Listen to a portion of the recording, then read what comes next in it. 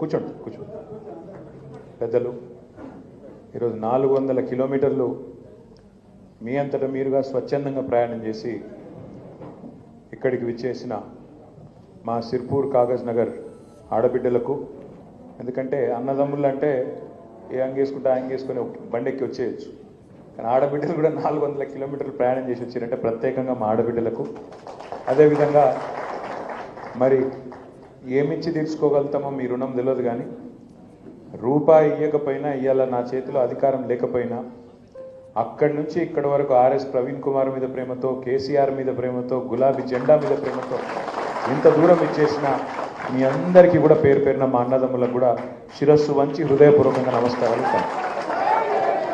సోదరులు శ్యామరావు గారు, మోయిన్ గారు, సోదరులు ఓదెలు గారు, అదేవిధంగా సోదరి వరలక్ష్మి గారు, తమ్ముడు మనోహర్ గారు మాట్లాడిన మాటలు బహుశా మీ అందరి మాటలు మీ అందరి అభిప్రాయం అని నేను అనుకుంటా ఉన్నా. దాదాపుగా అందరి అభిప్రాయం కూడా ఒకటే అనుకుంటాను. మీ అందరికీ నేను ఇచ్చే మాట ఏంటి అంటే, అప్పుడప్పుడు సూర్యుడు కూడా మబ్బుల చాటుకుపోతాడు, కానీ మళ్ళీ తిరిగి సూర్యుడు మబ్బుల చాటు నుంచి బయటికి వస్తాడు. మళ్ళీ ఎప్పట్లాగానే ప్రపంచము, ఈ ప్రపంచంలోని జీవరాశులు ఎప్పట్లాగానే అద్భుతంగా బతికేదానికి మళ్ళీ అవకాశం ఉంటుంది. తాత్కాలికంగా మన చంద్రుడు కూడా మబ్బుల సటుకుపోయింది మన కేసీఆర్ గారు, కానీ మీ అందరికి నేను ఇచ్చే మాట ఏంటి అంటే, మీ దయతో, మీ ఆశీర్వాదంతో, మీ త్యాగ నిరతితో, మీ సంకల్ప బలంతో తిరిగి తప్పకుండా మన ప్రభుత్వం వస్తుంది. కేసీఆర్ గారు తిరిగి ముఖ్యమంత్రి అవుతారు. తప్పకుండా నేను మీకు ఇచ్చే మాట, ఆర్ఎస్ ప్రవీణ్ కుమార్ గారు మీకు అండగా ఉన్నతమైన స్థానంలో మన ప్రభుత్వంలో ఉంటారు. మీరు భయపడవలసిన మాట కానీ ఉన్నతమైన స్థానంలో ఉంటారు. మీరు కూర్చోండి, ఉన్నతమైన స్థానంలోనే ఉంటారు. మీకు ఇవాళ ఎట్లా అండగా ఉన్నాడో మళ్ళీ మన ప్రభుత్వం వచ్చిన తర్వాత కూడా అంతే గొప్పగా, అంతకంటే గొప్పగా అండగా ఉంటారు. సిర్పూర్ కాగజ్ నగర్తో నాకున్న వ్యక్తిగతమైన అనుబంధం మీ అందరికి కూడా నేను కొత్త పంచుకోవాలి. నేను రాజకీయాల్లోకి తెలంగాణ ఉద్యమం ద్వారానే వచ్చిన. ఆనాడు కేసీఆర్ గారు కరీంనగర్ ఉప ఎన్నిక, కరీంనగర్ పార్లమెంటుకు రాజీనామా చేసినప్పుడు 2006లో నేను కూడా నా ఉద్యోగానికి రాజీనామా చేసి సార్కి చెప్పకుండానే పనిచేయడం మొదలుపెట్టినా. ఆ తర్వాత ఒక ఆలోచనతో, ఎందుకు కాగజ్ నగర్లో మనం మొదటి నుంచి ఎంతోమంది ఉన్నారు, అక్కడ నాయకులు ఉన్నారు, కార్యకర్తలు ఉన్నారు, తెలంగాణ కావాలన్న కోరిక ఉంది, కానీ ఎందుకో అక్కడ ఫలితం వస్తలేదు, మనం ఎమ్మెల్యే కొట్టలేకపోతున్నామని చెప్పి 2006 నుంచి 2009 దాకా నేను కూడా కొంత అక్కడ ప్రయత్నం చేసిన. అనుకోకుండా ఆనాడు మిత్రుడు, ఈరోజు మన మధ్యన లేరు, కావేటి సమ్మయ్య గారు మున్సిపల్ చైర్మన్గా ఆనాడు ఉండే, వారి ఇంటికి స్వయంగా నేను వచ్చినారు. నేను వచ్చి 2007-8లో వారిని రిక్వెస్ట్ చేసి ఆహ్వానించి పార్టీలో సమ్మయ్య గారిని చేర్చుకున్న మొదటి రోజే వారికి మాట ఇచ్చి, అన్న మీరు తప్పకుండా భవిష్యత్తులో ఇక్కడ నుంచి శాసనసభకు నిలబడాలి, మీరు గెలవాలని చెప్పి వారి గెలుపు కోసం కూడా పనిచేసి ఆనాడు వారిని శాసనసభ్యుడిగా చేసుకున్న విషయం కూడా మీ అందరికి కూడా తెలుసు. మీ అందరు కూడా ఆనాడు చాలామంది ఇందులో సమ్మన్నతో పనిచేసిన వాళ్ళు కూడా అందరు కూడా ఉండవచ్చు. అట్లా వారు మొట్టమొదటిసారి గులాబీ జెండా ఆనాడు 2009లో కదా, 2009లో మొట్టమొదటిసారి రాష్ట్రంలో 10 సీట్లు గెలిచినాం మనం. ఆ 10ట్లో నంబర్ 1 సిర్పూర్ కాగజ్ నగర్ కూడా ఆనాడు గెలిచినాం.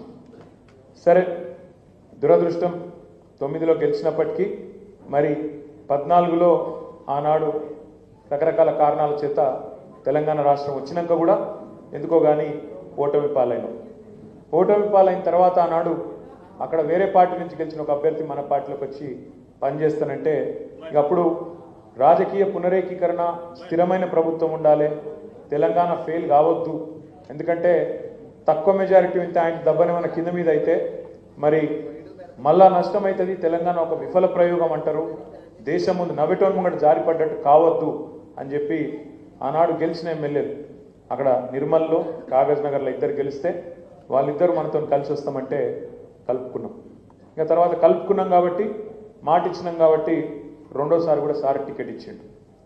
మరి మీ అందరికి తెలుసు, కాగజ్ నగర్లో ఉన్నదే ఒక పరిశ్రమ, సిర్పూర్ కాగజ్ నగర్ పేపర్ మిల్. కాగజ్ నగర్ మీద ఉన్న ప్రేమతో, ఎందుకంటే నేను కూడా తిరిగిన మీ కాగజ్ నగర్లో సంబంధం ఉన్నప్పుడు మీ బంగ్లా క్యాంపు చూసిన, అక్కడ బంగ్లా క్యాంపులో నిజంగా కాగజ్ నగర్ చాలా విశిష్టమైన వైవిధ్యమైన నియోజకవర్గం. ఒక రకంగా చెప్పాలంటే హైదరాబాద్లోనే భారతదేశంలోని అన్ని ప్రాంతాల వాళ్ళు ఉంటారని మనం అనుకుంటాం. కానీ కాగజ్ నగర్లో అన్ని కులాలు, అన్ని మతాలు, అన్ని ప్రాంతాల వాళ్ళు, దేశంలోని అన్ని ప్రాంతాల వాళ్ళు కూడా దాదాపుగా ఉన్నారు. అక్కడ ఉన్న మీ పరిశ్రమ వల్ల కానీ లేదా బంగ్లాదేశ్ యుద్ధం తర్వాత జరిగిన పరిణామాల్లో కానీ రకరకాలుగా మరి అక్కడికి వచ్చి స్థిరపడి ఒక మినీ భారతదేశం మాదిరిగా అన్ని కులాలకు, అన్ని మతాలకు, అన్ని ప్రాంతాలకు మరి నెలవుగా ఉన్నది మీ సిర్పూర్ కాగజ్ నగర్ నియోజకవర్గం. ఇంకొక విశిష్టత ఏమంటే మీరు ఇక్కడ నుంచి 400 కిలోమీటర్ల దూరం, అంటే ఇటు ఆదిలాబాద్ ఎంత దూరమో అటు మీరంత దూరం, ఆడికెళ్ళికి రావడమే పెద్ద ప్రయాసం. అట్లాంటి సిర్పూర్ కాగజ్ నగర్లో ఉన్న ఒక్క పరిశ్రమను తెరిపించాలి అని కేసీఆర్ గారు ఆదేశిస్తే ఎంబడబడి ఒకసారి కాదు ఎక్కడెక్కడికో బొంబాయికి, కలకత్తాకు పోయి వాళ్ళని పట్టుకొని వీళ్ళని పట్టుకొని ఆఖరికి రాయితీలు ఇస్తాం, ఇది ఇస్తాం, అది ఇస్తాం అని చెప్పి ఆ జేకే వాళ్ళని నొప్పించుకొని తీసుకొచ్చి మళ్ళీ తిరిగి పరిశ్రమను ప్రారంభించినాం. పరిశ్రమను ప్రారంభించడమే కాదు, మీ దగ్గర దయగాం కానీ, బెజ్జూర్ కానీ, కౌటాల కానీ ఏ మండలాలు అవుతున్నాయో సుదూర ప్రాంతాల్లో, ఇందాక వరలక్ష్మక్క మాట్లాడుతూ ఒక మాట అన్నది, మాకు అభివృద్ధి జరగలేదు అని. అక్క కొంత జరిగింది, ఇంకా కొంత జరిగేది ఉన్నదని బాగుంటుంది. అసలే జరగలేదంటే ఎత్తేసినట్టుంటే కూడా బాగుంటుంది. మనమే 10 ఏళ్ళు ప్రభుత్వాన్ని నడిపినాం. మీ దగ్గర బ్రిడ్జిలు నాకు యాదుకున్నది, అసలే జరగలేదని కరెక్ట్ కాదు. మీ దగ్గర వాగులు ఎక్కువ, వంకలు ఎక్కువ, డొంకలు ఎక్కువ, కాబట్టి ఎన్ని కట్టినా తక్కువనే. కొంత అయింది, ఇంకా కొంత కావాలి. సరే నువ్వు అన్నట్టు సగం జరిగింది, సగం జరగలేదు, లేదా చారణ జరిగింది, ఇంకా పారణ జరగాలంట, జరిగేది ఉన్నది. ఇవాళ మీకు ఆర్ఎస్ ప్రవీణ్ కుమార్ గారి రూపంలో మరి మన పార్టీని కొంతమంది వదిలిపెట్టి పోయినా, ఎందుకంటే ప్రతి పార్టీలో 2 రకాల వ్యక్తులు ఉంటారు. పోరాటవాదులు ఉంటారు, ఏది ఏమైనా సరే మా పార్టీ నా పార్టీ, కింద పడ్డా మీద పడ్డా, గెలిచినా గెలవకపోయినా, అధికారంలో ఉన్నా ప్రతిపక్షంలో ఉన్నా, కష్టంలో ఉన్నా సుఖంలో ఉన్నా నా పార్టీ ఇదే, నా జెండా ఇదే అనేవాళ్ళు పోరాటవాదులు. ఇక కొంతమంది అవకాశవాదులు ఉంటారు, ఎటు మోకా ఉంటే అటు దుంకి, ఇటుంటే ఇటు అధికారం, అటుంటే అటు పోయేటోళ్ళు కూడా ఉంటారు. కాబట్టి వాళ్ళ గురించి ఎక్కువ ఆలోచించి నెత్తి ఖరాబ్ చేసుకోవాల్సిన అవసరం కానీ ఇంకోటి కానీ లేదు. ఇలా మీకు అండగా సోదరులు, పెద్దలు, గౌరవనీయులు, మనం ప్రతిపక్షంలో ఉంటే మనకు ధైర్యాన్ని ఇస్తూ ఇచ్చేసిన అడిషనల్ డీజీపీగా పనిచేసిన ఆర్ఎస్ ప్రవీణ్ కుమార్ గారు. నేను ఆర్ఎస్ ప్రవీణ్ అన్నను గతంలో కూడా తెలుసు, కానీ ఇంత బాగా తెలియదు. ఈ 9 నెలల కాలంలో వారిని దగ్గర నుంచి చూసిన ఒకటి మాత్రం నేను ఖచ్చితంగా చెప్పగలుగుతాను. ఇవాళ ఆర్ఎస్ ప్రవీణ్ కుమార్ గారు కానీ నేను కానీ మా ఆలోచన విధానం, తెలంగాణ పట్ల, తెలంగాణ సమాజం పట్ల మాకున్న అవగాహన దాదాపు చాలా విషయాల్లో భావ సారూప్యత 100% ఉన్నది.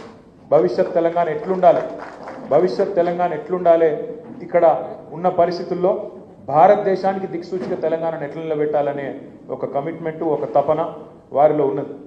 నేను అడిగిన ఆర్ఎస్ ప్రవీణ్ అన్నాను మన పార్టీలో చేరే టైంలో, అన్నా మరి అవతల కాంగ్రెస్ వాళ్ళు రేవంత్ రెడ్డి బంపర్ ఆఫర్లు ఇస్తాడు నీకు, నేను వస్తే వెంటనే నీకు క్యాబినెట్ ర్యాంక్ ఇస్తా అంటున్నాడు, వస్తే వెంటనే నిన్ను టీఎస్పీఎస్సీ చైర్మన్ చేస్తా అంటున్నాడు, నువ్వు రాగానే అవసరమైతే పార్లమెంట్ టికెట్ ఇస్తా అంటున్నాడు, మరి వాడు అధికార పార్టీ ఇంకా 5 ఏళ్ళు ఉంటాడు, మరి ఎందుకన్నా ఈ నిర్ణయం తీసుకుంటున్నావు అని అడిగిన. ఆయన ఒక్కటే మాట చెప్పిండు నాకు. ఆయన అన్నది ఏంటి అంటే, అన్న నాకు అధికారం కాదన్న ఇంపార్టెంటు, నేను నిజంగా చెప్తున్నా, సిన్సియర్గా చెప్తున్నా. సరే గతం గతహ, నేను ఆనాడు బహుజనవాదం ఎత్తుకొని నేను బయలుదేరిన, ఇప్పుడు కూడా నేను బహుజనవాదంలో ఖచ్చితంగా ఉంటా, ఖచ్చితంగా రేపు కూడా ఉంటా. కానీ బహుజనులకు కూడా న్యాయం చేయగలిగిన నాయకత్వ సత్తా ఖచ్చితంగా టీఆర్ఎస్ పార్టీకి ఉంది, కేసీఆర్కి ఉంది నమ్ముతున్నా. అందుకే నేను వస్తున్నా, అధికార పార్టీ పిలుస్తున్నా, అది వదులుకొని నీ దగ్గరకు వస్తున్నా అంటే నేను వారికి ఇచ్చిన మాట కూడా ఏంటంటే, అన్న నీలాంటి నాయకుడు ఉండాలి, తప్పకుండా నిన్ను చట్టసభలకు పంపే ప్రయత్నం బలంగా పార్టీ చేస్తుందని చెప్పి వారికి నాగర్ కర్నూలు పార్లమెంట్ నుంచి మనం పోటీ చేసినాం, కష్టపడ్డాం, 3,30,000 ఓట్ల దాకా తెచ్చుకున్నాం. సరే నేను అనుకున్నా అన్న గొంతు పార్లమెంట్లో వినబడితే బ్రహ్మాండంగా ఉంటుంది, ఒక చదువుకున్న మేధావి తెలంగాణకు ప్రాతినిధ్యం వహిస్తే బాగానే ఉంటుంది అనుకున్నాం. మరి అనుకున్న దానికి భిన్నంగా కొంత జరిగింది. 8 సీట్లు కాంగ్రెస్ గెలిచింది, 8 సీట్లు బీజేపీ గెలిచింది పార్లమెంట్లో. కానీ తెలంగాణకు వచ్చింది ఏంది, గణితం నేర్చుకున్నారా మీరందరూ మ్యాథ్స్ చిన్నప్పుడు?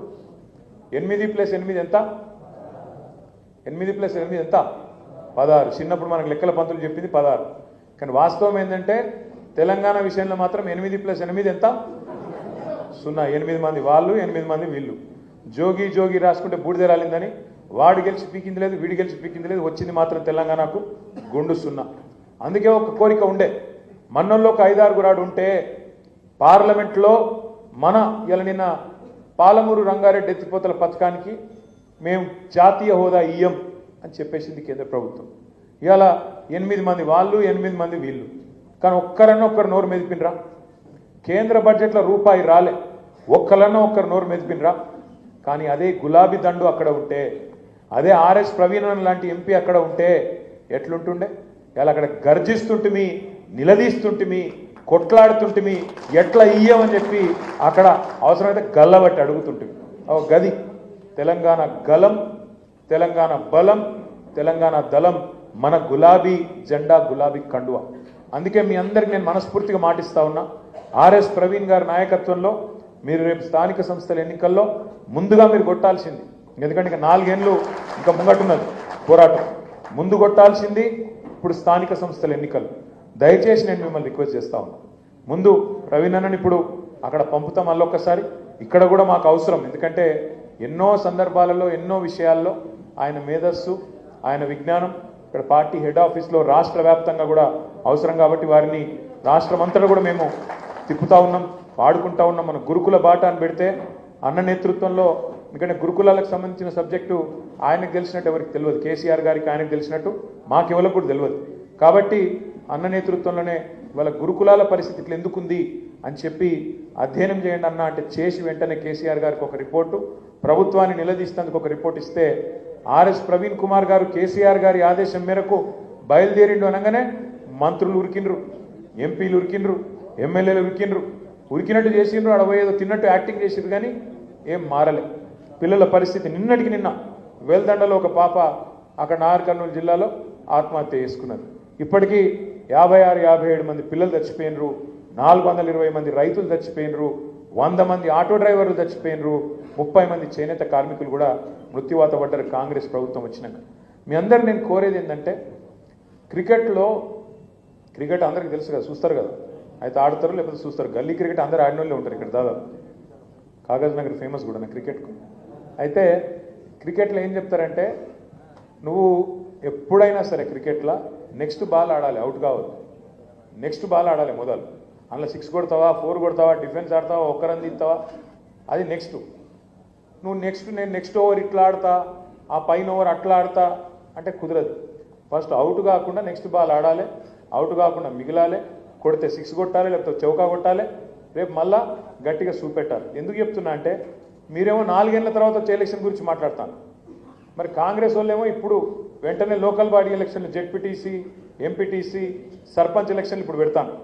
మీరు ఫస్ట్ నాకు ఇవ్వాల్సిన మాట ఏంటంటే, అన్ని పంచాయతీలు పక్కకు పెట్టి, ఇక్కడ నేనా నువ్వా కాదు, నేను మొదటి నుంచి ఉన్నా, నేను మధ్యలో వచ్చినా, నేను తర్వాత వచ్చినా కాదు, రేపటి రోజున సిర్పూర్లో, బెజ్జూర్లో ఎవరు గెలుస్తారు, కౌటాలలో ఎవరు గెలిచే అవకాశాలు ఎక్కువ ఉంటాయి, దయగాం పరిస్థితి ఏంది, సిర్పూర్ రూరల్ పరిస్థితి, ఇట్లా మొత్తం మండలాల వారీగా ప్రవీణ్ గారి నాయకత్వంలో కూర్చోండి. మీరే మంచిగా బ్రహ్మాండంగా సమిష్టిగా నిర్ణయం తీసుకొని అభ్యర్థులను ఎంపిక చేయండి. పార్టీ మద్దతు కూడా మీకు తప్పకుండా ఉంటుంది. మీరు చేయాల్సిందల్లా మొదలు కొట్టాల్సింది, ఎక్కడ కోల్పోయిందాన్ని అక్కడనే దేవులాడుకోవాలి, ఎక్కడ పోయిందాన్ని ఆడనే దేవులాడుకోవాలి. మీరు రేపు 4-5 జెడ్పీటీసీ నాటకాలు వచ్చిరనుకో, ఇక మిమ్మల్ని ఇంకోటి అడుగుతాడు ఎవడ, పార్టీ కూడా ఇంకో గీనొత్తారట గాయనొత్తారట అని ఆలోచన చేస్తుందా? అట్లాంటి ఆలోచన రాదు. ఎప్పుడు మీరు ఇక్కడికి వచ్చిన వాళ్ళు, ఇప్పుడు మీరు 400 కిలోమీటర్లు, దగ్గర 200 మంది ఇంత కమిట్మెంట్తో అర్ధరాత్రి బయలుదేరి ఇక్కడికి వచ్చింది. తమ్ముడు మనోహర్ చెప్పిండు, మా భార్య అనేది బండి పోతుంది, నువ్వు ఎక్కువ జల్ది పో అన్నది అన్న చెప్తున్నాడు. నేనేమంటున్నాను, గంత ప్రేమ, గంత కమిట్మెంట్ ఉన్నప్పుడు మరి పక్కన మన పంచాయతీలు, మన చిన్న చిన్న ఇవన్నీ పక్కకు పెట్టి ప్రవీణ్కే ఇప్పుడు నేను బాధ్యత అప్పచెప్తా. మీరు వెంటనే మీరు అర్జెంటుగా ఈ ఎలక్షన్లో మీ సత్తా మొదలు చూపండి. మళ్ళా కొడతాం. ప్రజలు చాలా కోపంగా ఉన్నారు, అది కూడా చెప్తున్నా మీకు నేను. ప్రజలు కోపంగా ఉన్నారు. కాంగ్రెస్ ఓడవడన్న ప్రచారానికి వస్తే తన్నటట్టే ఉన్నారు. నిజంగా చెప్తున్నాను, సెక్యూరిటీ లేకుండా రేవంత్ రెడ్డి దొరికినా కూడా తంతారు, గట్టు ఉన్నది కదా. నేను ఉత్తా చెప్తలేను, నేను చూస్తున్నా, నిజంగా చెప్తున్నా. ఆ వీడియోలలో తిట్లు ఏందా నాకు అర్థం కాదు. ఇన్ని తిట్లు ఉంటాయని కూడా తెలియదు నాకు. ఇంకోడు అయితే ఆయన బకెట్లో నీళ్ళు పోసుకొని అలా దుంకి చచ్చిపోతుండు. రేవంత్ రెడ్డి కాబట్టి బతుకుతుండు, కానీ ఇంకోడు కూడా అయితే ఎప్పుడో చచ్చిపోతున్నాడు తిట్లకు. అరే అరే ఏం తిట్లు అవి, ఏంది అది, తెలుగు భాషలో గిన్ని తిట్లుంటాయని కూడా ఎరకలేదు నాకు. గన్ని రకాలుగా తిడతాను. అది ఎవరు తిట్టేది మళ్ళా? 80 ఏళ్ళోళ్ళు, 90 ఏళ్ళోళ్ళు. నిన్న ఒక మహిళ, నేను ఒకటే అడుగుతున్నా, ఏం అవసరం ఉన్నది ఇంత దుర్మార్గంగా పాలన చేస్తేందుకు? నిన్న ఒక ఊళ్ళో కొడంగల్లో భూములు అంటే ఒక్క ఊళ్ళో 110 ఎకరాలు కావన్నట్టు రేవంత్ రెడ్డికి. ఆ 110 ఎకరాల కోసం 400 మంది పోలీసులు పంపుతావు. 400 మంది ఊళ్ళో ఉన్నది పాపం ఎంతమంది ఉన్నారు వాళ్ళ తాండల, వాళ్ళంతా లంబాడా సోదరులు, లంబాడా ఆడబిడ్డలు. వాళ్ళ మీదకి మొన్ననే పగబట్టి 40 మందిని 40 రోజులు జైలుకి పంపిండి 40 మందిని. మళ్ళా సిగ్గు లేకుండా మళ్ళీ అదే ఊరికి 400 మంది పోలీసులను పంపి ఇది పోలీస్ రాజ్యం అన్నట్టు హుకుమత్ చేస్తూ ఉన్నాడు. ఇంకోవైపు నిన్న ఇక్కడ ఒక చెప్పుల దుకాణం కొట్టుకునేటోళ్ళు నాచారంలో, ఇంకొక ఆమె ఒక చిన్న పాల దుకాణం, పాల డబ్బా, దుకాణం కూడా కాదు డబ్బా, డబ్బా మీద పడ్డాడు. అంటే ఇక పేదోళ్ళు బతకద్దా తెలంగాణలో? 10 ఏళ్ళు కేసీఆర్ గారికి ఇట్లాంటి గలీజ్ పనులు ఏమైనా చేసిండా? పేదోళ్ళు కడుపులో పెట్టుకొని చూసుకున్నాడు. రైతుకు టైంకు పైసలు ఇచ్చిండు. కరోనా వచ్చినా ఏమొచ్చినా రైతును కడుపులో పెట్టుకొని చూసుకున్నాడు. పేదవాడి సంక్షేమం చూసిండు. కళ్యాణ లక్ష్మి ఆగకుండా చూసిండు. మీకు నెల నెల వచ్చే పెన్షన్ పైసలు ఆగకుండా చూసిండు. ఇంత బాగా చూసుకుంటే ఈయన ఏం చేసిండు రేవంత్ రెడ్డి? అంతకంటే ఎక్కువ ఇస్తా అని చెప్పిండు. కేసీఆర్ 2000 ఇస్తుండు, నేను 4000 ఇస్తాను. కేసీఆర్ రైతు బంధు 10,000 ఇస్తుండు, నేను 15,000 ఇస్తాను. కేసీఆర్ కళ్యాణ లక్ష్మి 1,00,000 ఇస్తుండు, మీదికెళ్ళి తులం బంగారం ఇస్తా అని చెప్పిండు. కేసీఆర్ బిడ్డ ఉడేటప్పుడు ఇస్తాడు కళ్యాణ లక్ష్మి, నేను నువ్వు లగ్నపత్రిక పెట్టుకోగానే ఇస్తా అన్నాడు. దీన్ని మాటలు చెప్పి ఫ్రీ బస్ అని, అల్లమని, బెల్లమని, రుణమాఫీ అని 420 హామీలు ఇచ్చి ఆఖరికి ఇవాళ అత్యవసర మార్కులతో వచ్చిండు, ముఖ్యమంత్రి అయింది. కానీ ఇవాళ ఏమైందో తెలంగాణ ప్రజలకు సంవత్సరం లోపల అందరికీ అర్థమైంది. కాగజ్ నగర్ కావచ్చు, అలంపూర్ కావచ్చు, ఆదిలాబాద్ కావచ్చు, నారాయణ ఖేడ్ కావచ్చు, కోదాడ కావచ్చు, భద్రాచలం కావచ్చు, నలుమూలల తెలంగాణలో అందరికి ఒక విషయం అర్థమైంది. రేవంత్ రెడ్డి కాంగ్రెస్ ప్రభుత్వం వీళ్ళు మాటల మనుషులే తప్ప చేతల మనుషులు కాదు. అందుకే మీకు ఇవాళ కాగజ్ నగర్లో 3 ఉండొచ్చు కాంగ్రెస్ నాయకులు, 4 ఉండొచ్చు, ఎంతమంది సిపాయిలని ఉండొచ్చు, కానీ ఒక్కడి కూడా 4 ఓట్లు తీసుకునే పరిస్థితి లేదు. అది మాత్రం పక్క. ఎందుకంటే మంట మీద ఉన్నారు ప్రజలు. ఏడ దొరుకుతారా కాంగ్రెస్ వాళ్ళని? ఇక మీకు బీజేపీ ఎమ్మెల్యే ఉన్నాడు, ఆయన ఇంకా గొప్పగా ఉన్నాడు. అసెంబ్లీలో చూస్తుంటే మాకు ఆశ్చర్యంగా ఉంది ఆయన చూస్తుంటే. తెలంగాణ పోరాటం జరిగి తెలంగాణ పోరాటంలో పిల్లలు చచ్చిపోయి 100 మంది చచ్చిపోయి తెలంగాణ వస్తే మీ ఎమ్మెల్యే ఏమంటాడు తెలుసా అసెంబ్లీలో? మా సిర్పూర్ని తీసుకుపోయి మహారాష్ట్రలో కాకుండా అంటాడు. మీకు ఇంత గొప్పడు దొరికింది. మీకు చదువుకున్నాడు, డాక్టరు, ఏమైనా మాట్లాడితే కొంత జ్ఞానంతో ప్రజలు ఏమనుకుంటారో సోయితో మాట్లాడనా లేదా? అందుకే గిసొంటోళ్ళు మధ్యలో ఇవాళ కాగజ్ నగర్ నలిగిపోతుంది. మీరు దయచేసి నేను మిమ్మల్ని ప్రార్థించేది, మీ మనోవేదన మొత్తం అర్థమైంది నాకు. మీ మనసులో ఉన్న మాట నాకు అర్థమైంది. దానిలో ఏం అర్థం కాకుండా ఉండడానికి ఏం లేదు. కుల్లా సాఫ్ చెప్పింది మీరు. ఇక ఫలానా ఆయన ఇట్లున్నాడు, ఇంతకుముందు మమ్మల్ని ఇంత సతాయించిండు, అంతా మొత్తం నా నెత్తికెక్కింది, నాకు అర్థం కాలేదని మీరు అనుకోకూడదు. కాకపోతే నాకు ఒక బాస్ ఉన్నాడు కదా సార్కు నేను మొత్తం చెప్పాలి. చెప్పిట్లా మనోళ్ళు 400 కిలోమీటర్కి వెళ్ళి వచ్చిర్రు, ఇంత చెప్పిర్రు డీటెయిల్గా. మా వరలక్ష్మి అక్క కూడా చెప్పింది, ఇవన్నీ చెప్పి నేను మీ అందరికీ రిక్వెస్ట్ చేసేది మళ్ళీ ఒకటి. ఇవాళ రాజకీయాల్లో మనం గుర్తుపెట్టుకోవాల్సింది ఒకటి, ప్రజాసేవ చేయాలనే కాంక్షతోని ఒక్కొక్కలం ఇవాళ ఒక్కొక్క పార్టీలో చేరినాక కాకపోతే ప్రజలు దయదలిస్తే, ప్రజలు అవకాశం ఇస్తే తప్పకుండా ప్రజలకు సేవ చేసే భాగ్యం మనకు దక్కుతుంది. 10 ఏళ్ళు ప్రజలు మనకు అవకాశం ఇచ్చింది, ప్రభుత్వాన్ని నడుపుమన్నారు. సరే, ఇవాళ కారణం ఏదైనప్పటికీ కాంగ్రెస్కు 5 ఏళ్ళు నడుపుమని అవకాశం ఇచ్చింది. వాళ్ళు సంవత్సరం లోపలనే అడ్డం పట్టేట్టు పరిస్థితి తెచ్చుకున్నారు. కానీ ఆ వ్యతిరేకత ఏదైతే ఉందో ఇవాళ కాంగ్రెస్ పార్టీ మీద, దాన్ని కనుక మనం ఇవాళ రేపటి లోకల్ బాడీ ఎన్నికల్లో చూపెట్టలేకపోతే, కాగజ్ నగర్లో మళ్ళీ ఒకవేళ పొరపాటున మనం గెలవకపోతే ఏం జరుగుతుంది? రేపు ఏమనుకుంటారు? వీళ్ళంతా గీడికి వచ్చిరు, కొంతమంది చెప్పిర్రు, కానీ వాస్తవం అట్లా లేదు, క్షేత్రస్థాయిలో పరిస్థితి అనే అవకాశం దొరుకుతుంది, సందు దొరుకుతుంది. ఆ సందు ఇవ్వద్దంటే ఏం చేయాలంటే మీరు దయచేసి ఏ మండలపోలో ఆ మండలం ఎంత కమిట్మెంట్తోనైతే గీడి దాకా వచ్చిండ్రో అంతే కమిట్మెంట్తో ఏ మండలంలో ఆ మండలం ఎవరు నిలబడ్డా సరే, నిలబడేది ఒకరికే వస్తుంది, టికెట్ ఒకరికే వస్తుంది. ఎమ్మెల్యే టికెట్ ఒకరికి వస్తే మనం 1000 మందిని కష్టపడితే ఆయన ఎమ్మెల్యే అవుతాడు. ఆ ఒక్కలకు టికెట్ వచ్చినా నాకు వచ్చింది అనుకొని మనం కొట్లాడితేనే రేపు జెడ్పీటీసీ అయినా ఎంపీ పైన మనం గెలుస్తాం. లేకపోతే మళ్ళా కప్పల తక్కడి లెక్క ఒకళ్ళు పైపోతున్నాడు, ఇంకోటి గుంజులు మూలు పెట్టిండు అనుకో, మళ్ళీ అడ్డం పడతాం, నవ్వేటోళ్ళం కూడా జారిపడ్డట్టు అవుతుంది. ఎవరైతే మరి ఇవాళ మనం ఓడిపోవాలని కోరుకుంటున్నారో, ఎవరైతే మనం గెలవద్దని కోరుకుంటున్నారో, ఎవరైతే ప్రవీణ్ కుమార్ అక్కడికి రావద్దని కోరుకుంటున్నారో, మరి వాళ్ళని నెగ్గేటట్టు మీరు చూస్తారా లేదా? దయచేసి ఆలోచించండి. నా ప్రార్థన మీ అందరితో. నాకు మళ్ళా మీకు చెప్తా ఉన్నా, ఖచ్చితంగా రాబోయే రోజుల్లో మళ్ళీ కేసీఆర్ గారు ముఖ్యమంత్రి అవుతారు. ప్రవీణ్ కుమార్ గారు కూడా ఉన్నతమైన స్థాయిలో, మీకు అత్యంత ఉన్నతమైన స్థాయిలో మీకు తప్పకుండా సేవలు అందిస్తారు. మీరు కాకపోతే ఇక్కడికి వచ్చి చూపెట్టిన కమిట్మెంట్ స్ఫూర్తి ఏదైతే ఉందో, రేపు మీరు స్థానిక సంస్థల ఎన్నికల్లో అన్న నాయకత్వంలో కూర్చోండి, మంచిగా బ్రహ్మాండంగా కమిటీలు వేసుకొని అదే పర్ఫార్మెన్స్, ఈ జోషు, ఈ కథ ఇప్పుడు నా మీద చూపెట్టిన ఏదైతే ఉన్నదో ఆవేశం అంతా ఆగబట్టుకున్న ఆవేశం అంతా అవుతుంది. రాత్రంతా నిద్రలేనట్టుంది, అందుకే కొద్దిగా ఆవేశం కూడా ఉంది. నేను మీ అందరితో ఇంకొకటి, మీరు పోయే ముందు మన క్యాంటీన్లోనే అందరు దయచేసి భోజనం చేసుకోవాలి. నేను కూడా వస్తాను, మా వికారాబాద్ సోదరులు కూడా ఉన్నారు, వాళ్ళని పంపించి వస్తా. నేను కూడా వచ్చి మీతో పాటు భోజనం చేస్తా, తర్వాతనే పోతున్నాను. దయచేసి నేను మళ్ళొక్కసారి కోరుతున్నా, ప్రవీణ్ అన్నను మళ్ళీ చెప్తున్నా మీకు నేను అద్భుతంగా, ఎందుకంటే ఇంత కష్టకాలంలో నమ్మి కేసీఆర్ నాయకత్వాన్ని నమ్మి వచ్చిన అన్నను మనం తప్పకుండా మీరు ఎట్లయితే కాపాడుకుంటారో, గుండెలో పెట్టుకుంటారో అంతకంటే గొప్పగా చూసుకునే బాధ్యత నాది. కానీ మిమ్మల్ని కూడా కాపాడుకోవాలి, కాగజ్ నగర్ను కూడా కాపాడుకోవాలని ఆయన తపన ఏదైతే ఉన్నదో దాన్ని కూడా నిజం చేయాలంటే రేపు ఎంపీటీసీ, జెడ్పీటీసీ ఎన్నికల్లో, కౌన్సిలర్ ఎన్నికల్లో, సర్పంచ్ ఎన్నికల్లో మీ సత్తా చూపెట్టండి. గులాబీ జెండా కొత్తది కాదు, కారు గుర్తు కొత్తది కాదు, కేసీఆర్ కొత్తది కాదు. ప్లస్ ఇలా కాంగ్రెస్ వాళ్ళ మీద, బీజేపీ వాళ్ళ మీద ఇక్కడ దాకా కోపం ఉంది. మనం కరెక్ట్గా కలిసికట్టుగా కొట్లాడితే, ఇవి 5 ఏళ్ళు అలగలగుంటేనేమో ఇరిసిపారేయచ్చు. ఇట్లా ఒక్కసారి పిడికిలు బిగిస్తే, గట్టిగా గుద్దితే కాంగ్రెస్ వాడు, బీజేపీ వాడు కాగజ్ నగర్లో మాయమవుతారు.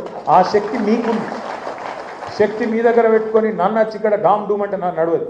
మీరు గట్టిగా గుద్ది 6 మండలాలు, 7 మండలాలు, 6 గెలిపించుకరాని ఇదే భవన్లో కూర్చొని మీరు ఏం చేయాలనో అది చేద్దాం. రాజకీయం అంతా కాగజ్ నగర్ది, మీరు నిర్ణయించండి. నేను నిర్ణయించడు కాదు, పార్టీ నిర్ణయించడు కాదు. మీరు గట్టిగా అనుకుంటే, ఎక్కడోళ్ళు అక్కడ తగులుకుంటే ఇంతకంటే పెద్ద సైన్యం కూడా అవసరం లేదు. వాస్తవం చెప్పానంటే గంగి గోవు పాలు గరిటెడైనను చాలు. అర్థమైందా? గంగి గోవు పాలు తక్కువనే ఉండొచ్చు కాక, గట్టిగా పనిచేసే వాళ్ళు, కమిట్మెంట్ ఉన్న వాళ్ళు కొంతమంది ఉన్నా చాలు. ఇప్పుడు మోయిన్ చెప్పిండు, 25 ఏళ్ళు కింద పడ్డా మీద పడ్డా నేను ఇళ్ళనే ఉన్నా, ఎక్కడికి పోలేదన్నా, పార్టీ ఆపోజిషన్లో ఉన్నా, పొజిషన్లో ఉన్నా, ఏ పొజిషన్లో ఉన్నా ఇక్కడనే ఉన్నా, నాకు పార్టీతో నేను లాభం కాలేదన్నాడు. నేను అడిగిన, ఏం చేస్తావు మోయిన్ అని? ఏం చేస్తావు అంటే, అన్న నేను ఒక ఫ్లై యాష్ నడుపుకుంటా, నాకు నెలకు 20-25 వేలు వస్తాయి, అందులోకెళ్ళే పార్టీకి కూడా ఖర్చు పెడతా, కుటుంబాన్ని కూడా కాపాడుకుంటున్నా అని చెప్పిండు. ఒక గిసొంటోళ్ళు ఉన్నాక, అంటే ఆయన ఒక్కని పేరు చెప్తున్నా అనుకోకరి, అక్కడ చాంద్ ఉన్నాడు, ఇంకా చాలా మంది ఉన్నారు, శ్యామరావు ఉన్నాడు.